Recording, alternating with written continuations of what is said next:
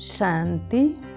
ब्रह्मकुमारी ईश्वरीय विश्वविद्यालयको प्रस्तुति श्रीमद् भगवत गीता जीवनको एक शाश्वत गीत विषयक श्रृङ्खलामा यहाँहरू सबैलाई हार्दिक स्वागत गर्दछौँ। आदरणीय महानुभावहरू, आज हामी यस श्रृङ्खला अन्तर्गत आध्यात्मिक पुरुषार्थका लागि दिव्य मूल्य क्षमाको विषयमा चर्चा गर्नेछौँ। आदरणीय महानुभावहरू, क्षमा दिनु र क्षमा लिनु दैवी स्वभाव हो। क्षमा सद्भाव, सहकार्य र सत्कारको सूचक हो। वास्तवमा क्षमा नै धर्म हो, क्षमा नै कर्म हो, क्षमा नै कर्तव्य हो र क्षमा नै पीडाबाट मुक्त गराउने उपचार हो। वास्तवमा क्षमा नै स्वतन्त्रता हो, क्षमा नै मोक्षको द्वार हो, क्षमा नै दान हो, क्षमा नै कर्तव्य हो र क्षमा नै हर समस्याको समाधान हो र हर पीडाको औषधि हो। आदरणीय महानुभावहरू, कसैको दुर्व्यवहार, असहयोग, अपमान, तिरस्कार, अमानवीय व्यवहार, अशोभनीय मन, वचन, कर्मलाई भुल्ने क्षमताको नाम नै क्षमा हो। मनमा परेको गाँठोलाई शुभ भावनाले पगालेर बिग्रेको सम्बन्धलाई आफ्नो सद्व्यवहारबाट सुधारेर विगतलाई बिन्दु लगाउने र आपसी सम्बन्धलाई पुनः सुमधुर बनाउने क्षमताको नाम नै क्षमा हो। आदरणीय महानुभावहरू, जो व्यक्तिले गल्तीलाई समाहित गरेर क्षमा प्रदान गर्दछ उसलाई ईश्वरको शक्ति प्राप्त हुन्छ र अरूलाई शुभ भावना र सद्व्यवहारबाट जितेर आपसमा सुमधुर सम्बन्ध स्थापित गर्दा ऊ लोकप्रिय बन्दछ, प्रभुप्रिय बन्दछ र प्रभु समान बन्दछ। श्रीमद् भगवत गीतामा भगवानले अध्याय 16 को 3 नम्बर श्लोकमा एक आध्यात्मिक पुरुषार्थको लागि र उच्चतम मानसिक अवस्थालाई प्राप्त गर्नको लागि पुरुषार्थीले एक दिव्य श्रेष्ठ दैवी सम्पदालाई अपनाउनु पर्ने कुरा भगवानले बताउनु भएको छ। त्यो दिव्य मूल्य हो क्षमा। भगवानले भन्नुभएको छ, आफूलाई अपराध गर्ने व्यक्तिको अपराधलाई पनि भुलेर उसलाई न्यायोचित दण्ड दिने इच्छा पनि नराख्नु अथवा उसको अपराधलाई अपराध नै नसम्झिनु र उसको गल्तीलाई गल्ती नै नठान्नु र त्यसलाई भुलिदिनुलाई नै वास्तवमा क्षमा भनिन्छ। अक्रोधलाई क्रोधको अभाव मानिन्छ भने क्षमालाई न्यायोचित दण्ड दिने इच्छाको पनि त्याग गर्नु अथवा यो इच्छा पनि नहुने भावलाई नै क्षमा भनिन्छ। आदरणीय महानुभावहरू, अक्सर गरेर मानिसहरूले साना साना बालबालिकाहरूको दुर्व्यवहारलाई, गल्तीलाई, कमजोरीलाई, उनीहरूले गरेको नोक्सानलाई मानिसहरूले क्षमा गर्दछन्।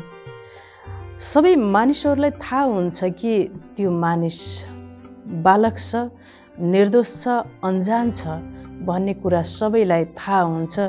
त्यसकारणले उसले गरेको नोक्सान, गल्ती, गाली, दुर्व्यवहार, दुर्वचनलाई मानिसले सहजै स्वीकार गर्दछन् र ऊप्रति करुणा, दयाको दृष्टिले हेर्दछन्, प्रेम गर्दछन्। यदि कोही मानिसले त्यो बालकले, त्यो बच्चाले गरेको गल्तीलाई प्रतिशोधको भावना राख्दछ र उसलाई दण्ड दिने कुराको विषयमा व्याख्या गर्दछ भने मानिसहरूले उसलाई गलत र असामान्य मनस्थिति भएको सम्झने गर्दछन्, असामान्य मनस्थिति भएको सम्झन्छन्। त्यस्तै गरेर यो संसाररूपी रङ्गमञ्चमा पनि जो व्यक्ति शक्तिशाली छ, महापुरुष छ, जसले आफ्नो उच्चतम मानसिक अवस्थालाई प्राप्त गरेको दिव्य आत्मा छ, उसले पनि संसारका समस्त जीवात्माहरूले जो गल्ती गरेका छन्, दुर्व्यवहार गरेका छन्, अपशब्द बोलेका छन् र नराम्रो व्यवहार र नराम्रो कुकृत कर्म गरेका छन् उनीहरूलाई पनि अन्जान छन्, निर्दोष छन् र उनीहरूलाई कर्म गतिको ज्ञान नभएको र उनीहरूको विवेक शक्ति खतम भएको भन्ने ठानेर सबैलाई बच्चा सम्झेर आफूलाई एउटा पूर्वज अथवा महान आत्मा सम्झेर उनका गल्तीहरूलाई देखेर पनि दया करुणाको भावले हेर्दछन्। ओम शान्ति। आदरणीय महानुभावहरू, परमपिता परमात्मा शिव बाबाले भन्नुहुन्छ कि कोही पनि व्यक्ति तिम्रो मानसिक अवस्थालाई हलचल गराउने, अकल्याणको वृत्ति राख्ने, अपकारी छ भने पनि उसप्रति कल्याणको वृत्ति राखेर, क्षमाको भाव राखेर परिवर्तन गर। यदि उसलाई परिवर्तन गर्न सक्दैनौ भने उसको गल्तीलाई क्षमा गर। आदरणीय महानुभावहरू, परमपिता परमात्मा शिव बाबाले भन्नुहुन्छ तिमीले दिएको क्षमा नै उसको लागि शिक्षा हुनेछ।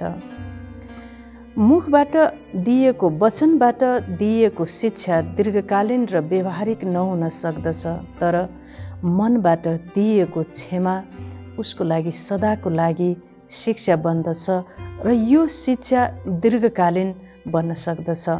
कोही पनि व्यक्ति कमजोर छ भने उसलाई सिधै तिमी कमजोर छौ भनेर नभन। कोही पनि व्यक्ति गलत छ भनेर उसलाई सिधै गलत छ नभन।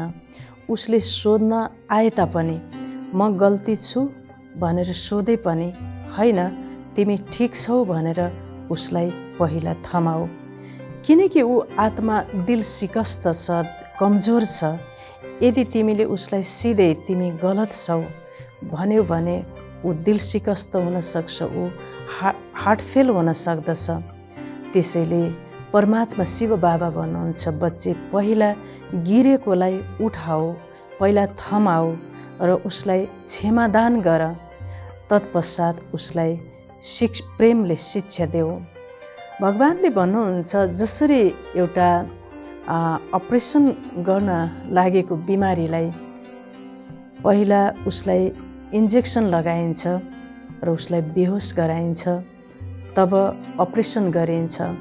त्यस्तै प्रकारले परमात्माले भन्नुहुन्छ कोही पनि व्यक्ति गलत छ, कमजोर छ, गलत कार्य गरिरहेको छ भने पनि पहिला उसलाई सम्मान दिने, प्रेम दिने गर र उसको भित्रको शक्तिलाई जागृत गरिसकेपछि मात्र उसलाई तिमीले सुधार गर्न सक्छौ र तिम्रो शिक्षाले उसलाई परिवर्तन गर्न सक्दछ। यो नै वास्तवमा क्षमा हो। आदरणीय महानुभावहरू, परमपिता परमात्मा शिव बाबा भन्नुहुन्छ जसरी समुद्रमा समाहित गर्ने शक्ति हुन्छ किनकि समुद्र विशाल हुन्छ, त्यस्तै गरेर जसको दिल विशाल हुन्छ उसमा अरूका गल्ती कमजोरीहरूलाई आफूमा समाहित गर्ने शक्ति हुन्छ।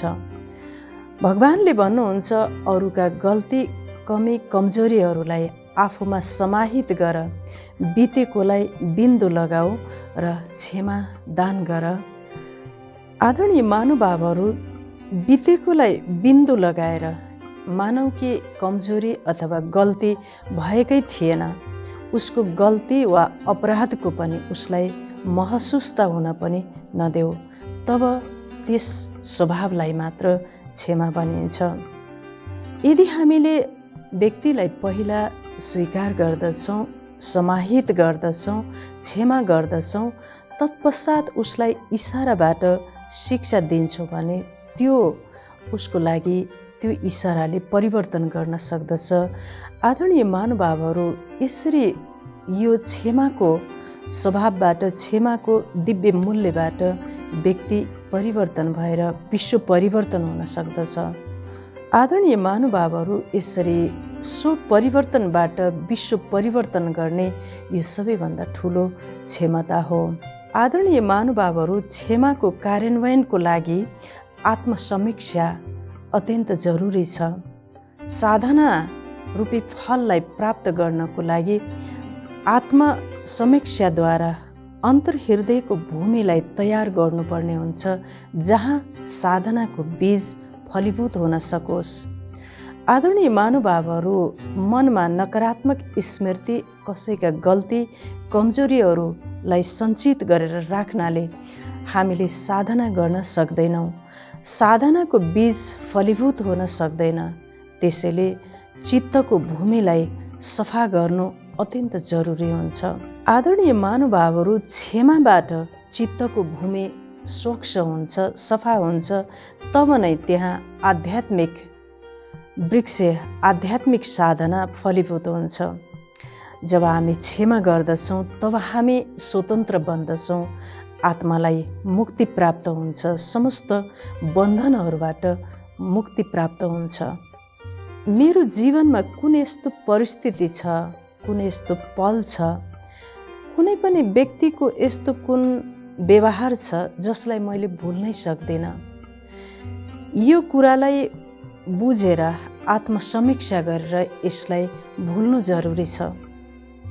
आदरणीय महानुभावहरू, क्षमाको क्षमतालाई विकसित गर्नको लागि हामीमा स्वीकार्यताको शक्ति हुनु जरुरी छ। अरूका दुःखदायी कर्म, गलत बानी बेहोरा, गल्तीहरूलाई, कमजोरीहरूलाई स्वीकार गर्दै उसलाई आफूले गरेको दुःखदायी कर्मको परिणाम र भविष्यको भोगाइको विषयमा ऊ व्यक्ति अनभिज्ञ छ भन्ने कुरालाई बुझेर हामीले ऊप्रति दया, करुणाको भाव राख्न सक्दछौँ। आदरणीय महानुभावहरू, गलत र दुःखदायी कर्म गर्ने व्यक्ति भविष्यको भोगाइबाट ऊ अनभिज्ञ छ। त्यसैले ऊप्रति बदलाको भाव होइन, ऊप्रति करुणा र दयाको ऊ पात्र छ। त्यसैले हामीले दया र करुणाको भावले उसलाई हेर्नु पर्दछ, क्षमा गर्नु पर्दछ, माफ गर्नु पर्दछ। आदरणीय महानुभावहरू, यस विश्व नाटकमा जब हामीलाई कर्मको गहन गतिको ज्ञान प्राप्त हुन्छ तब हामीले अरू मानिसले दिएको कष्टदायक कर्मलाई पनि त्यसलाई पानीमाथि खिचेको रेखा समान हामीले त्यो कष्टलाई बिर्सिन सक्दछौँ, भुल्न सक्दछौँ। यदि हामीमा कर्मको गहन गतिको ज्ञान भयो भने त्यसलाई हामीले सहजै स्वीकार गर्न सक्दछौँ। आदरणीय महानुभावहरू, जसरी चन्द्रमामा ग्रहण लागे तापनि चन्द्रमाको प्रकाशले हामी प्रशंसनीय भावले हेर्दछौँ, त्यस्तै प्रकारले कलियुगको अन्तमा सबै जीवात्माहरूमा विषय विकारको ग्रहण लागेको हुनाले सबैप्रति शुभ भावना, शुभकामना राखेर प्रशंसनीय भावले हेर्नुपर्दछ। यो नै जीवात्माको कमजोरीलाई स्वीकार गर्नु र क्षमा गर्नु हो। आदरणीय महानुभावहरू, क्षमा गर्नको लागि मनमा अपार शक्तिको आवश्यकता हुन्छ, किनकि कोही पनि कमजोर व्यक्तिले क्षमा गर्न सक्दैन। शक्तिशाली व्यक्तिले मात्र अरूका गल्ती कमजोरीहरूलाई आफूमा समाहित गर्न सक्ने, स्वीकार गर्न सक्ने अपार शक्तिको भण्डार हुन्छ। महानुभावहरू, दुर्बल व्यक्तिहरूले कहिले पनि क्षमा गर्न सक्दैनन्। अहङ्कारी व्यक्तिले कहिले पनि क्षमा माग्न सक्दैन भने कमजोर व्यक्तिले कहिले पनि क्षमा दिन सक्दैन। दया गर्न सजिलो छ, तर क्षमा गर्नु अत्यन्त कठिन विषय हो। एक अहङ्कारी हृदयले क्षमा रूपी अमृतको धारा बगाउन सक्दैन। आदरणीय महानुभावहरू, क्षमा रूपी अमृतको धारा बगाउनु अवश्य पनि चुनौतीपूर्ण कार्य हो। तपाईँ हामीलाई अन्याय, अत्याचार भएको हुनसक्छ, पक्षपात भएको हुनसक्छ, जसको कारणले मनमा क्रोध, ईर्ष्या, जलन पैदा हुन सक्दछ। तर पनि क्रोध, ईर्ष्या समाधान होइन। यदि यस्तो भइरहेको छ भने पनि ईर्ष्यालाई ईर्ष्याले होइन र डाहालाई डाहाले मार्न सकिँदैन। यसलाई शुभ भावना, प्रेम र क्षमाले यसलाई समाधान गर्न सकिन्छ। त आदरणीय महानुभावहरू, त्यसैले क्षमा नै समाधान हो। अरूका गल्ती, कमजोरी, पक्षपातपूर्ण व्यवहारलाई आफूमा स्वीकार गर्नु, समाहित गर्नु र क्षमा दिनु नै समाधान गर्नु हो। आध्यात्मिक पुरुषार्थका लागि जबसम्म हामीले अरूका गल्ती, कमी, कमजोरी, अन्याय, अपराधलाई आफ्नो मनमा बोकेर हिँडिरहन्छौँ भने हाम्रो मन हल्का हुन सक्दैन। यो भारीले र भारले आध्यात्मिक पुरुषार्थ र बाटोलाई नष्ट गरिदिन्छ। त्यसैले यी सबैलाई क्षमा गरिदियौँ भने मात्र हाम्रो आध्यात्मिक अभिष्ट पूर्ण हुन सक्दछ। आदरणीय महानुभावहरू, भनिन्छ क्षमा वीरस्य भूषणम, क्षमा वीर पुरुषको श्रृङ्गार हो, आभूषण हो। त्यसैले यदि हामीले अरूका गल्तीहरूलाई मनमा बोकेर हिँडिरहन्छौँ भने मन भारी हुन्छ। अरूले दिएको पीडा, अरूले दिएको धोका र गलत व्यवहारलाई मनमा राख्दछौँ र बारम्बार पटक पटक त्यसलाई दोहोऱ्याइरहन्छौँ र स्मृतिमा ल्याइरहन्छौँ भने त्यसबाट हामी पीडित हुन्छौँ र हाम्रो मन त्यही बन्धनमा अल्झिरहेको हुन्छ र मन स्वतन्त्र हुँदैन र मनले सुख, शान्ति र चैनको अनुभूति गर्न सक्दैन। त्यसैले अरूलाई क्षमा दान दिनु अथवा माफ गरिदिनु वास्तवमा अरूको लागि होइन, आफ्नै मनको स्वतन्त्रताको लागि र आफ्नो मनको खुसीको लागि, स्वयंको लागि हामीले अरूलाई क्षमा दिइरहेका हुन्छौँ। आदरणीय महानुभावहरू, हामीले क्षमा गरेर ऊ व्यक्तिलाई खुसी, शान्ति, आनन्द हुने होइन, बरु हाम्रो मन नै हल्का हुने, मनको बोझ हट्ने र मनमा शान्ति, खुसी, स्वतन्त्रता र आनन्द हुने गर्दछ। त्यसैले क्षमा अरूको लागि होइन, माफ आफ्नो लागि र स्वतन्त्रताको लागि, आफ्नो स्वतन्त्रताको लागि, आफ्नो खुसीको लागि हामीले अरूलाई क्षमा दिनुपर्दछ। अरूको व्यवहार, सम्बन्धलाई बारम्बार आफ्नो मनमा राख्नाले, स्मृतिमा ल्याउनाले हाम्रो सम्बन्ध, स्वास्थ्य र संस्कार झन्झन बिग्रँदै जान्छ। त्यसैले यसबाट मुक्त हुनु जरुरी छ र मुक्त हुने विधि त्यस उप्रति क्षमा दान दिनु हो अथवा माफ गरिदिनु हो। क्षमा दिनु भनेको एक कैदीलाई स्वतन्त्रता दिनु जस्तै हो। वास्तवमा त्यो कैदी अन्य कुनै व्यक्ति नभएर हामी स्वयं आफू हौँ। किनकि अरूका गल्ती, कमी, कमजोरी रूपी बन्धनको कैदमा जबसम्म हामी रहन्छौँ तबसम्म हामी स्वतन्त्र हुन सक्दैनौँ। त्यस कारणले क्षमा दिएर यी सबै विकार, विकृतिबाट हामी मुक्त र स्वतन्त्र हुनुपर्दछ।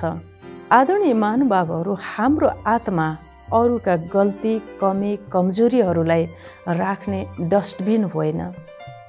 त्यसैले मनलाई शुद्ध, स्वच्छ र सफा बनाउनु पर्दछ।